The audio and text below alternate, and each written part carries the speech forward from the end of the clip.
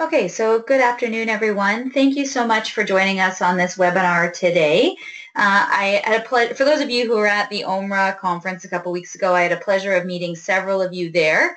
And then anyone else who's joined us from some other municipalities, we appreciate you joining, and hopefully you take away a little something today, not the least of which is going to be a free gift from us. So make sure you stick around till the end, and I'll tell you all about it. But in the meantime, I want to just sort of highlight what my goal or plan was for this session.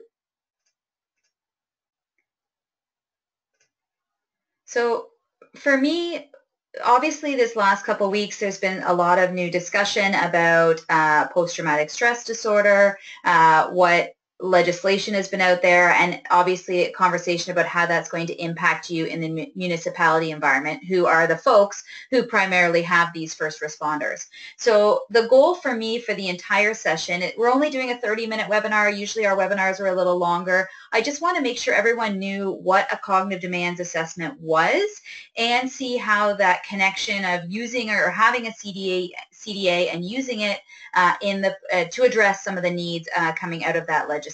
So we're going to sort of work to make those connections. I do encourage lots of questions throughout the session.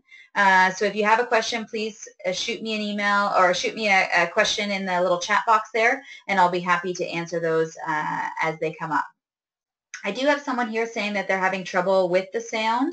So Bill, I hope that it has been fixed for you at this point. If it has not, I'm unable to help you with the sound. I think it's working for most other folks as they've been responding. So if you can please call into the GoToWebinar support, they may be able to help you getting it sorted. Oh, he's saying everything's good now. So that's great. I'm glad to hear it. Thanks, Bill.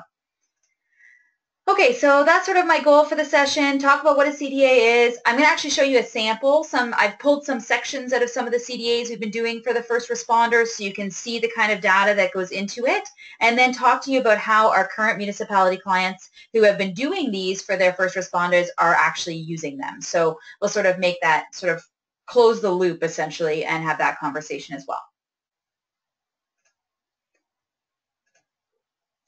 So most importantly, I think you're all up to speed on this, but just making sure we're all on the same page before we move forward. Obviously, a couple weeks ago on April 5th, there was an amendment to Bill 2, which is changing the new legislation. So now we have Bill 163, which is called Supporting Ontario's First Responders Act for PTSD. And the direct connection here is that now an emergency response worker who experiences post-traumatic stress disorder, the WSIB automatically assumes that it is occupational related and not the other way around, which has been the case in the past. So now, unless you prove otherwise, the assumption that the PTSD case is directly connected. Is everybody hearing me okay? Sorry, I think I just cut out there. I'm not getting any questions, so I'm going to assume I still sound okay. I just think I cut out there for a second. So, okay, so the post-traumatic stress disorder, so now, like I said, the reverse is now true. So we are now looking at it's automatically being accepted unless we prove otherwise. And I mean, there's lots of reasons why this legislation has come through, and there's lots of debate about whether it will be or when it will be applied to some other environments, like hospital workers and nurses in particular are looking to have this legislation applied there as well. But we know that first responders in particular are at least 2 times more likely to get PTSD than someone in the general population. And that's obviously due to the things that they experience on a day-to-day basis in their job. So the new challenge is now, how do we address these issues, and how do we effectively manage the PTSD case? Likely we're going to see an increase, so let's assume that's the case. How do we manage these as effectively as possible? So again, the goal is to talk a little bit about what they are and talk about how our municipalities that are doing these things are doing them right now. So firstly, I want to start by talking about what is a cognitive demands assessment. There were a lot of folks at the conference last week who asked me what I thought was a really thoughtful question, which is, I don't see the connection between ergonomics and PTSD. Can you explain to me what the connection is? And I thought that was a really excellent question because a lot of people don't see the connection between those two pieces. And what I think most people fail to realize is that ergonomics, although we often deal with the physical, we're looking at the movement someone is doing, the postures that they're in, the lifting that they're doing. What we also do is look at the cognitive elements, so the cognitive ergonomics, which is looking at the cognitive pieces of a job. And so a CDA's goal is to address or document exactly those things. Right, so now if you already have a physical demands assessment, so a physical demands assessment documents the physical requirements of the job, right? It documents how frequently a task occurs, yeah, so it's for how frequently that task occurs. So it looks at the postures, the mobility, the lifting, etc. Now, we want to objectively document the cognitive demands of the job in response to the changes to the PTSD legislation, right? So first responders are now going to have to, or we may want or need to document the cognitive requirements in order to effectively determine whether there is a match and an opportunity for someone to return to work who is coming back from PTSD. And I want you to keep in mind as we talk today that this is certainly not limited to, I mean, a cognitive demands assessment is not limited to your first responders, not limited to your cognitive limitations. We could be doing CDAs for all kinds of positions. If you have somebody coming back with an anxiety disorder, if you have somebody coming back who is struggling with I'm trying to think off the top of my head. So they've got anxiety. Someone has had a confrontational situation and they're not feeling confident at work. They're struggling with the stress associated with that position or keeping up with the job demands. The goal of a cognitive demands assessment is to be able to be used for multiple different purposes. PTSD is just one of the many areas that this document might be beneficial. So as you go through, keep that in mind. If you have some other folks who are coming back to work that maybe have cognitive or behavioral limitations and not physical, this document would likely work for them as well if you're struggling to bring them back. And obviously the whole goal of all of this is to get someone back to work.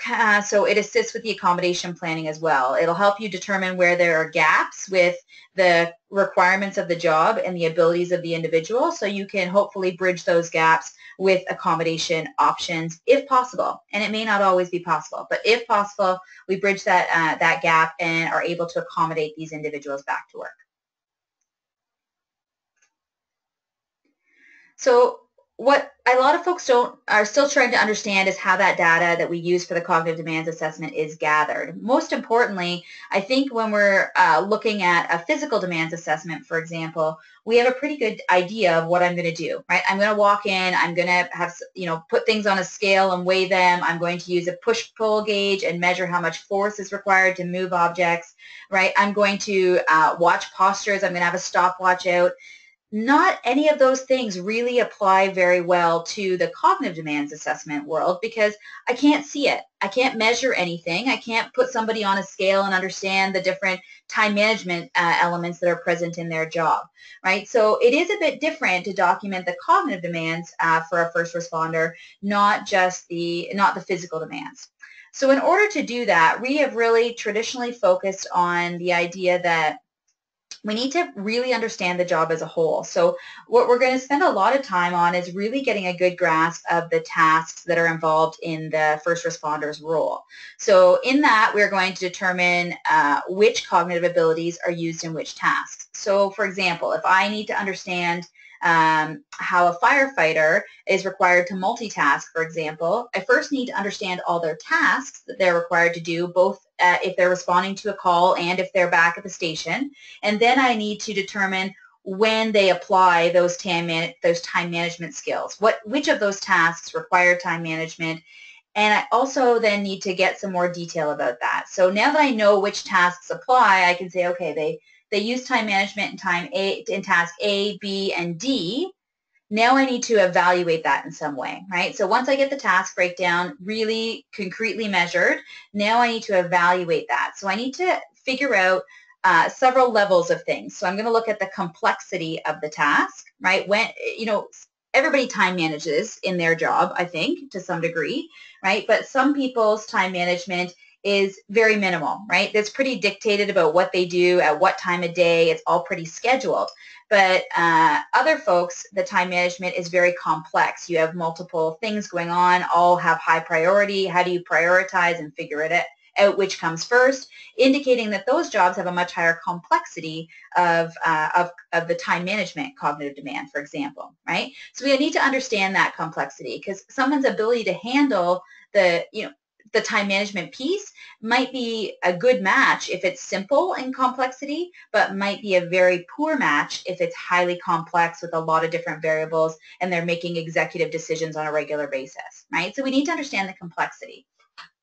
We also need to understand the frequency, right? So it's important here that this task breakdown becomes incredibly important here, right?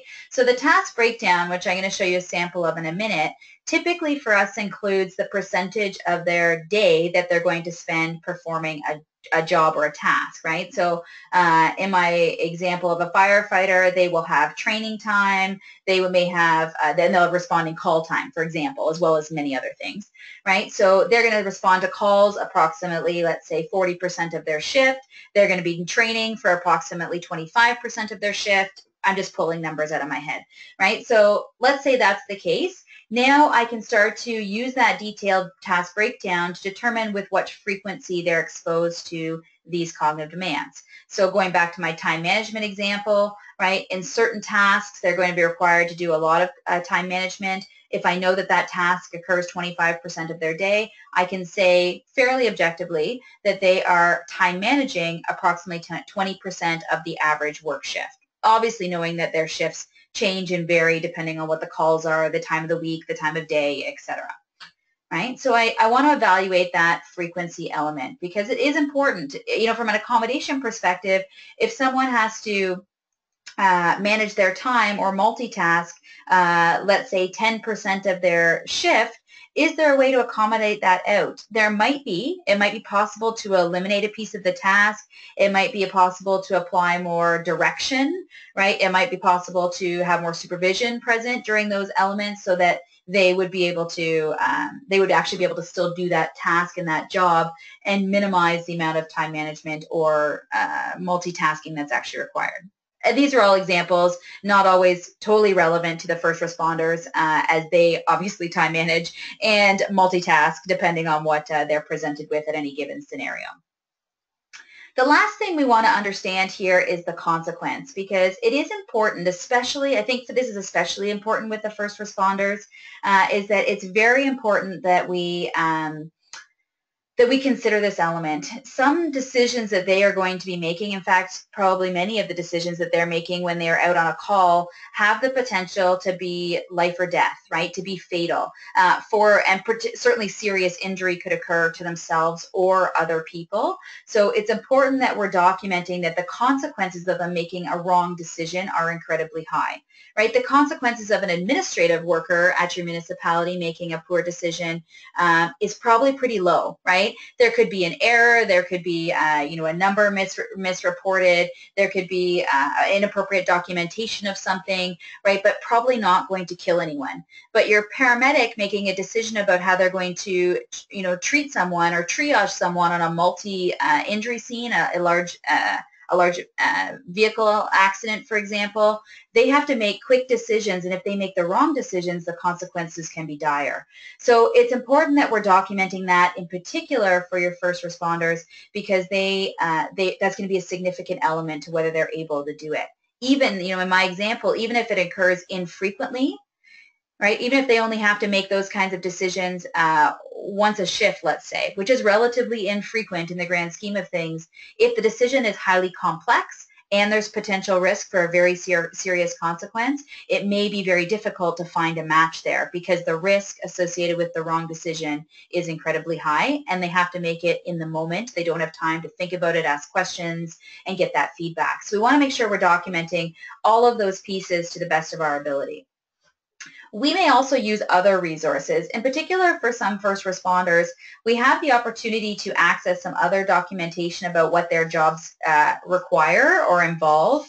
There are things like the DOT, or Dictionary of Occupational Titles, that may have some information in it.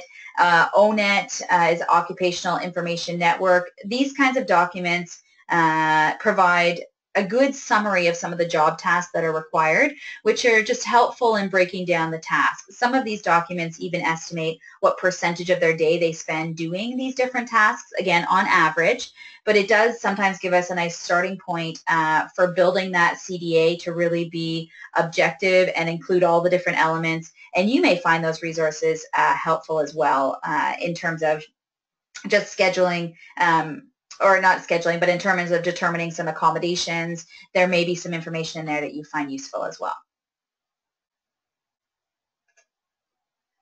So just going back to the idea of objective documentation, we really want to make sure that we are giving the most objective information possible, right? Because it's more difficult to do because I don't see when someone is, multitasking in their head, we need to ask a lot of detailed questions to make sure we really get to the root of these elements. So I've just given a couple quick examples, right? So reading is one of the cognitive requirements that someone will have to do as part of their job. So I want to know what is being read. Is it a list? Is it an email? Or is it a highly technical report? Is it something, legal jargon that's coming back from court, for example, for a police officer, right? What kind of level of complexity is being read here?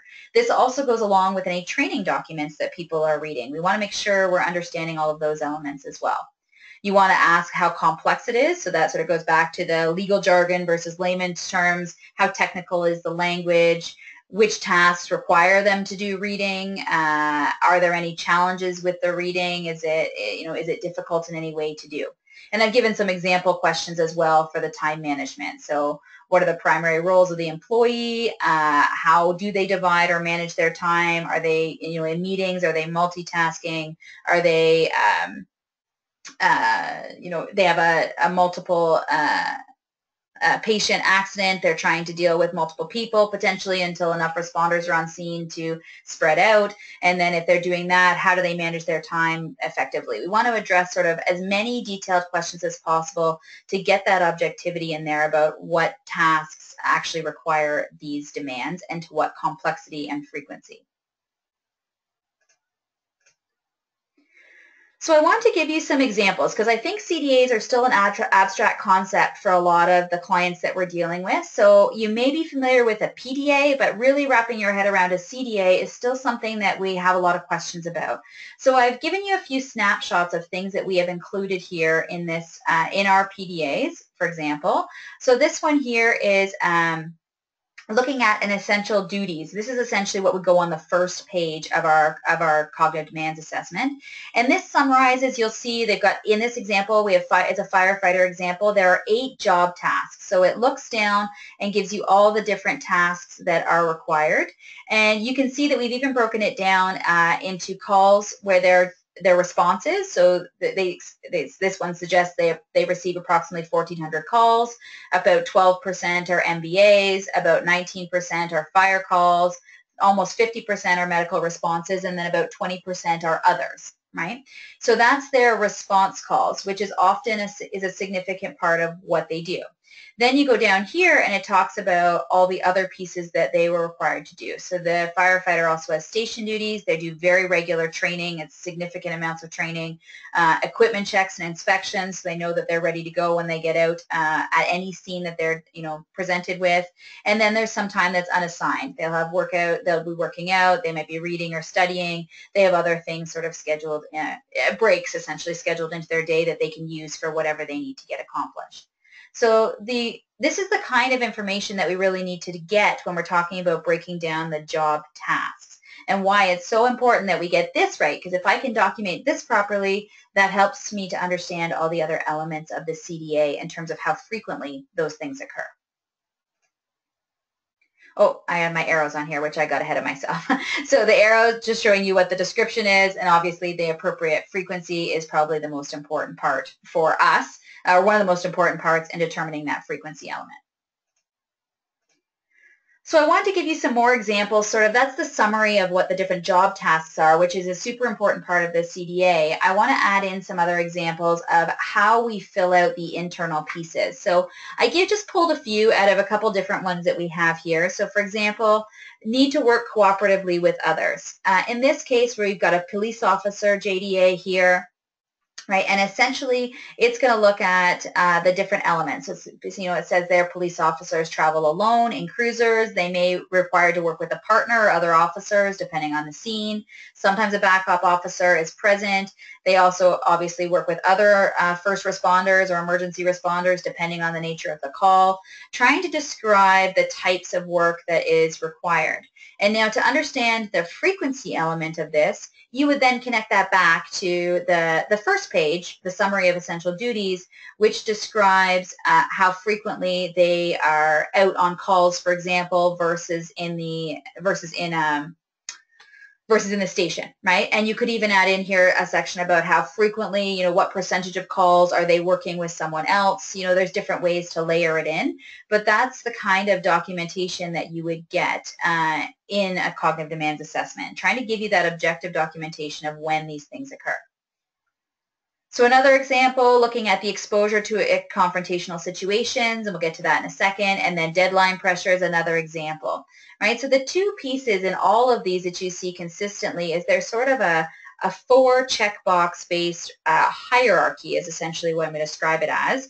And that hierarchy describes sometimes the frequency, often includes some elements of complexity in here, right? Trying to help you understand when these tasks are required. So for example, in that first one I've already used there, they're looking at it's not required. Step number 1 or level 1, if you want to rank them 1 through 4, level 1 is that they're not required to work with other people, right? They predominantly work independently. They get direction from supervisors, but they're on their own.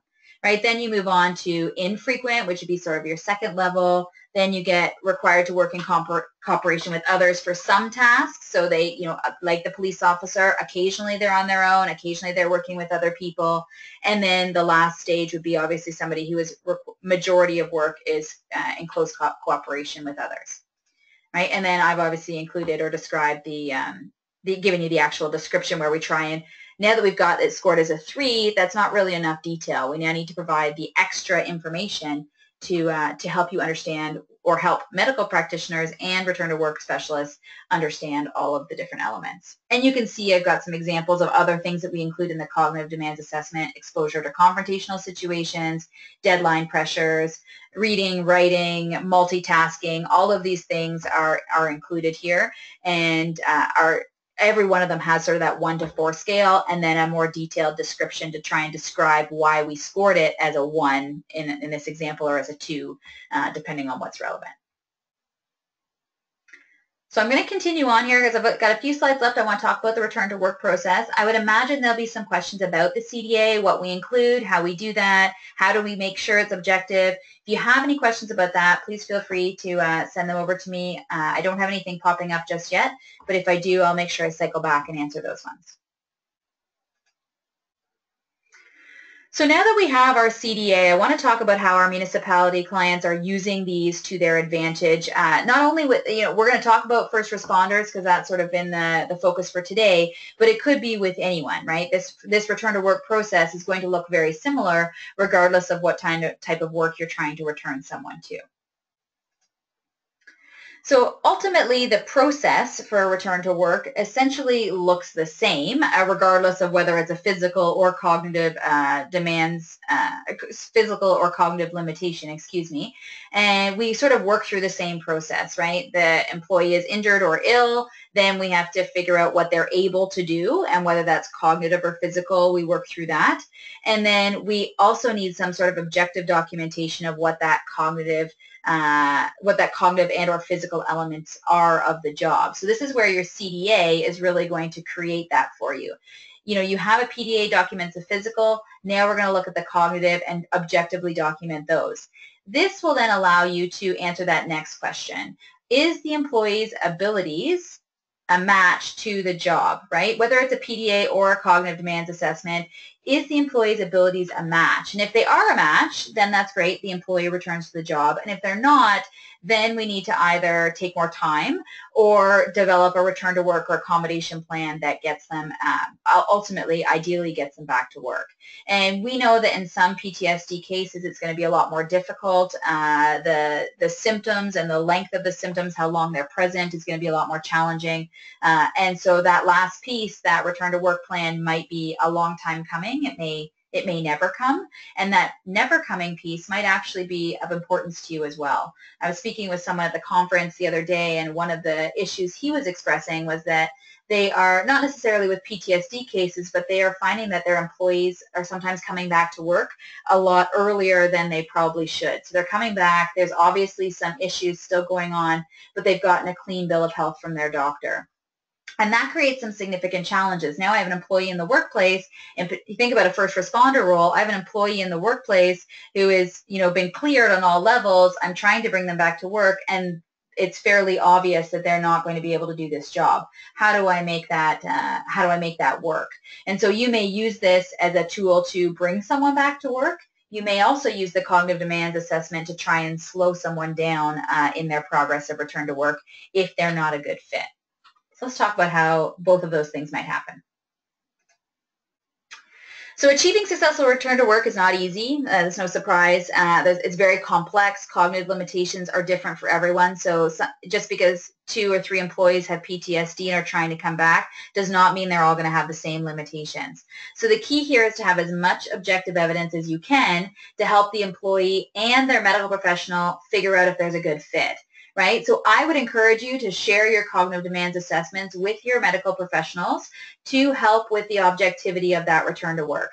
If the key folks responsible for their care truly understand what the cognitive requirements of the job are, and they're trying to decide if there's a right fit there or not, they may be having better conversations, more objective conversations to determine if this is actually the right fit, not just asking the employee or having the employee say, I'm ready to go back, and they say, you're feeling good, nothing's wrong, and they say, nope, everything's great, and they get a sign off.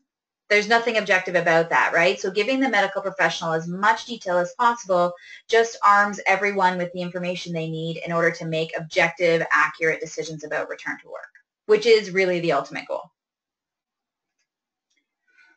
So as we go part and information gather to return to an employee to work, we're going to gather lots of information. You're going to need information about the employee's beliefs about where they are in the return to work process. Do they believe they're ready, not ready? You want to know any limitations or concerns that they're having. You want this physician, the psychologist, whoever is the person responsible for their care, to have information about their return to work abilities and provide that to you. Your counselor, if they're present, to provide information about their return to work abilities. Your cognitive demands assessment is going to be the job side, right? So the first 3 are about the person. The CDA is about the job, right? Now I know objectively what this job requires, and I can start to determine whether there's a match here, right?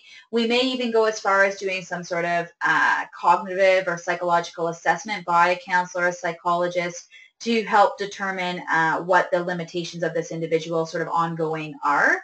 And then internally, we'll start to make an accommodation assessment with the information from all of these parties coming together. The employee assessment is going to be pretty straightforward. We're looking for some basic questions. We're looking for questions about the physical, cognitive, what can they do, what do they believe they can do, what has changed in their mental health abilities. The psychosocial element, we want to know what are their fears about returning to work. You want to help someone be successful in that return, understand what they're anxious about. It might be about coworkers accepting them after they've been off for a long period of time, or looking at them strangely, expecting things to fall apart at some point. It might be just pure anxiety about making the right decision in the right moment. We want to understand what those elements are. They may be having some financial concerns, right? Do they understand the cost implications of coming back or not? The individual I was talking to the other day who indicated that this is a significant problem for them bringing people back who aren't ready. He believes that the piece that's really the gap for them is that employees seem to want to come back when they switch from STD to LTD. And so obviously there are some changes financially during that time, so they're highly motivated to come back and are coming back because perhaps financial reasons, not necessarily the health reasons that we're looking for. And obviously family support plays a significant role in their successful return as well. So what is their family support, right? All of these questions will be relevant to the return to work process from the employee side. The doctor, hopefully, is going to provide you with more information than just saying, yes, they're ready to come back to work, right? We want to know what the risks of the worker returning are. Is there a risk of relapse, symptom aggravation? This is particularly relevant for PTSD. We need to know, at least have some concept of what to expect sort of going forwards. Are they any risk of harm to their self or others? Again, incredibly important with first responders because they are in these situations regularly. And if they have an episode while they are, performing some sort of care or in action somewhere, that could have some very significant dire consequences. So we need to make sure that these risks are mitigated and the medical professional knows what they're sort of signing off on. And then obviously we also need to know their cognitive abilities. So somebody has to provide us with information about what their abilities are, because that's the only way that we can ultimately determine if there is an accommodation possibility here or not. Do they need to come back on modified duties, modified hours, etc.? What are their cognitive limitations? Because we need to sit down and objectively determine whether there's a match or not. Right?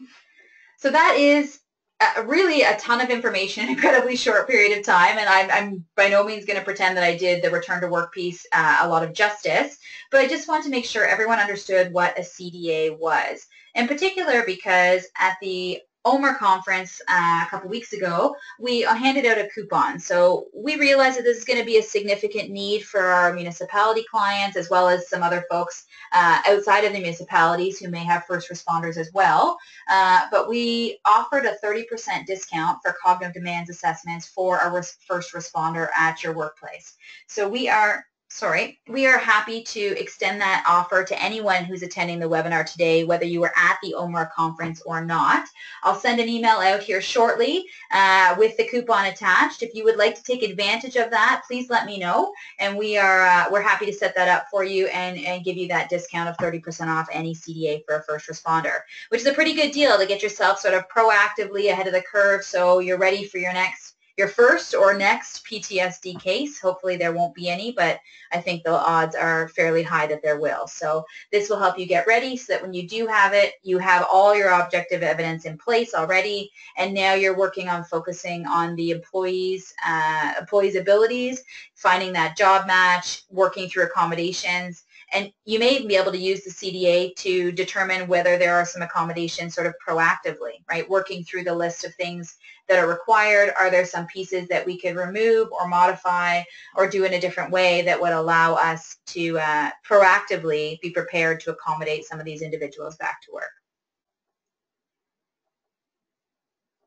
So like I said, I will send that coupon out to all of you after the webinar. We're pretty excited to be able to offer that to everyone. We'd love to get our municipality clients up to speed and ready to go for whatever is thrown at them in the next coming months and years in terms of PTSD.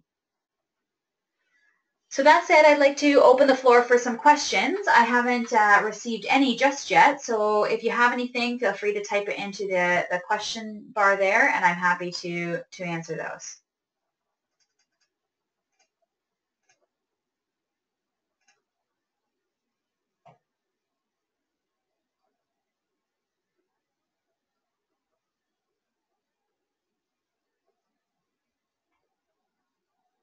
Oh, okay. So questions just come in saying, what has been the reception of firefighters on this? Interesting question. We just let me think. We did that assessment for the firefighter, the most recent one. Yeah, I think we've done two actually just recently, one in November, December, and again in January. And one of those cases was actually in response to PTSD, and that was prior to this legislation coming out. The reception in that case was good, and I'm not sure that that's always the case, though, so I'll be honest in that situation. This reception was pretty good. The fire chief was fully on board with the project and documentation, and we always request sign off on everything. So I don't create this document then magically hand it off. I make sure that the key parties review, sign off, agree on the information, and then it's presented. Really, I would like to think that there should be a positive reception for almost all of these, because it really is mutually beneficial for both the municipality and the individual who has PTSD, right? That if you want to bring someone back to work successfully and do no additional harm, this is going to give you the most objective information to make that work, right? It's going to give you the information about what the job requires so that you can take that information of that employee coming back to work and make that match, right? And actually work through it with them and figure out how to make it a possibility. So, Anne-Marie, I'm not sure I can answer that in global terms, because I would say our requests for firefighter CDAs has, increased in the last 6 months or so, but we have only a handful under our belt. So at this point, the ones that are being requested have been fairly well received. I would imagine in some cases that might be more challenging. Oh, and my business partner, Sarah Snable, is actually on the line today too, and she's posted a comment here for me to share, which is that one of her clients used the CDA and sent it to a third party, which is a vocational rehab consultant or provider, to help coach the employee to perform full duties. So they used the CDA, which documented the cognitive requirements, and then they actually developed a coaching plan to help them learn how to manage and mitigate the potential limitations, the potential pieces that weren't a match, so that they had covered every base possible when they were trying to accommodate that employee back into work. In this situation, it was not a PTSD case, but it could easily be the same, right? If we know what limitations and challenges someone's going to have in the process, it's interesting to consider a vocational rehab type assessor or coach that could get involved in actually preparing them for the things that they're going to be coming back to. Next question was, has this yet to be challenged by unions? And that's a great question as well. I have not had one challenged by unions yet. That doesn't mean I won't. It just means I have not up to this point. And they could, they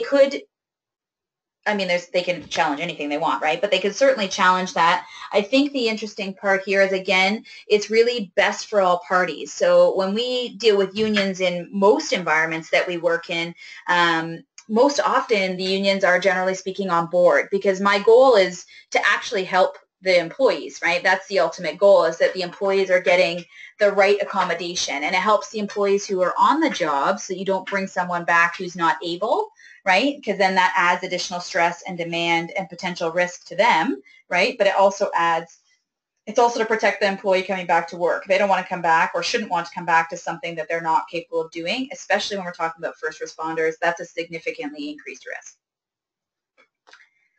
Next question here is, when doing the accommodation for PTSD, is there any consideration for the fact that many workers with PTSD may also be struggling with other mental health issues, depression, anxiety, etc.? PTSD may only be one component. And that's an excellent question. And actually the CDA, because all it documents, it's not actually specific to PTSD, right? The CDA documents the cognitive requirements of the job. So if you get a complex list of restrictions or abilities, depending on which side of the coin you look at, from the doctor, the medical professional, that says they can't do this, this, and this, that list should be comprehensive, right? Ideally, that list address any depression, any anxiety, as well as PTSD symptoms that are all connected. You should get a comprehensive list, which then you can use and compare that to the documented requirements of the job, right? So in this case, the CDA, it's not specific to PTSD, it just is a good fit. So if they have a whole host of other issues, you can still use it to find the right match. Hopefully that makes sense.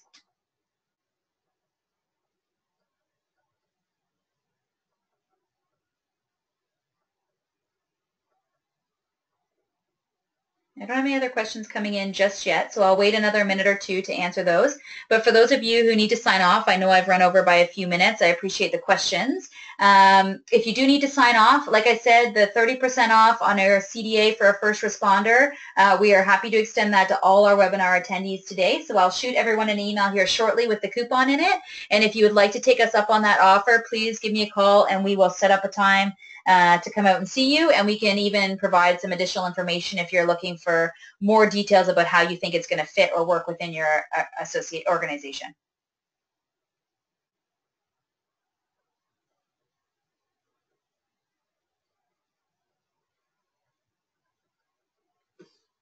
Okay, still not seeing any additional questions come in, so I'm going to say thank you, everyone. I appreciate your time today. This webinar was recorded and will be made available online here shortly, and I will send you a link if you want to follow it up. Oh, I do have one more question here, which is, would it work the same for volunteer firefighters? Interesting question, Lorena. The short answer is yes. If you have somebody who needs to, the real question is sort of internally what happens when a volunteer firefighter is not able to do the position. What is your internal process for that? You could easily use it for a volunteer firefighter. It doesn't really matter volunteer or on staff. If your still goal is to return them back to being a fire, being on the fire team, then you need to have those documentation. So you could easily use it for your volunteer firefighters to determine if there's a match still. So it applies either way. It's just a matter of internally what you do with those individuals when they experience something like this. What is the process internally to bring them back or not, or how does that work?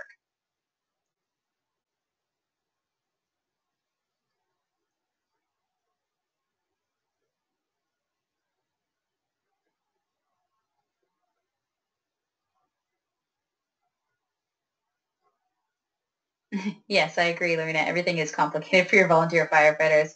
Thanks, everybody. I'm getting messages coming in just saying thank you, so I'm assuming you're all signing off. I'm going to end the webinar now and watch your inbox for an email with that coupon in it, and I look forward to coming out and seeing some of your first responders soon. Have a great week, everyone.